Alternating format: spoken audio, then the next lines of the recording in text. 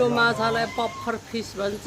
अरू माछाले यसलाई टोक्यो भने फुलिएर यत्रो हुन्छ। यो विषादी माछा हो, कसैले खानु हुँदैन। खानु नहुने चिज काँडै काँडा हुन्छ। यो माछा अचम्मको लाग्यो मलाई त।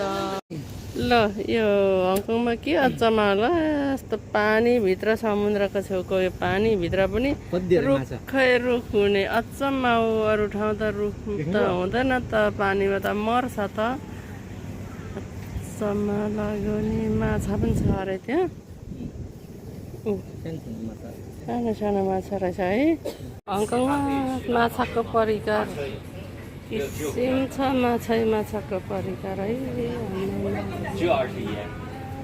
माछा चिनाहरूले पनि गुन्द्रुक खान्छ त।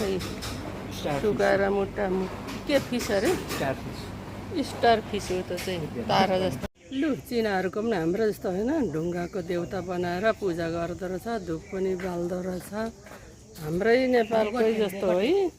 मम्मी हेर्नु त, हङकङमा त गड्डीमा पनि हिँडाउँछ है कुकुरलाई त। नेपालमा मान्छेलाई, हङकङमा त कति राम्रो। डोनट 15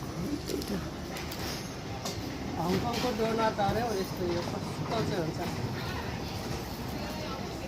मिठो रहेछ हौ। चिनी हालेको जस्तो छ। मिर्च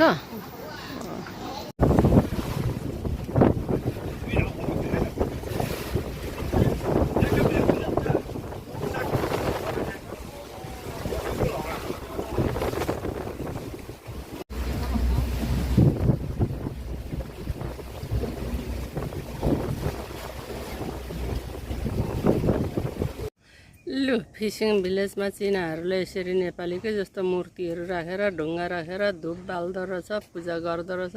सेम हाम नेपालीको जस्तै लाग्यो म त। यो त राम्रो रुख बनाएको है यो, राम्रो लाग्यो। त्यो त कस्तो होचो खालकै है, मजाको लटरम्म। यो घर त पानी सुकेको रहेछ। भरे राति पानी भरि आउँछ अरे परतिर, समुद्रको पानी भरे भर्छ अरे हौ। जुन लागेपछि जुनले तान्छ हो र। लु यो फिसिङ भिलेजमा त रुखहरू त पानीभित्र पनि हुने रहेछ, अचम्मैको हौ। तर अहिले पानी सुकेको छ। भरे राति यति धेरै पानी जम्छ, यहाँ माथि माथि आइपुग्छ। झन्डै झन्डै यो रुखको आदिमै आउँछ पानीहरू। खै गङ्गेटा। बाटो बाटो बाँसको जरा रुखको ठुटाहरूबाट सजाउने बनाएको रहेछ, कति राम्रो। यो समुद्रको माझमा चाहिँ कसरी एउटा रुख चाहिँ उम्रेको होला नि, छक्क पर्छु म त।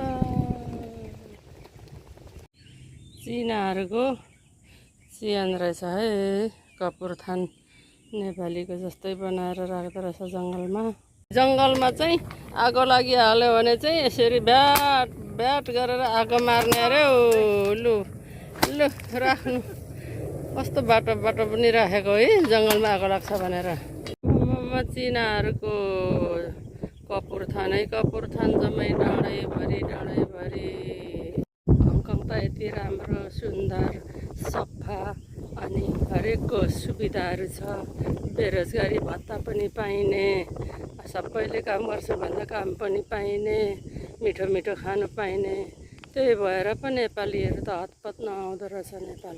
कोही कोही त यहाँ हङकङ आएको 30 वर्ष भइसक्यो, नेपाल फर्केकै छैन पो त।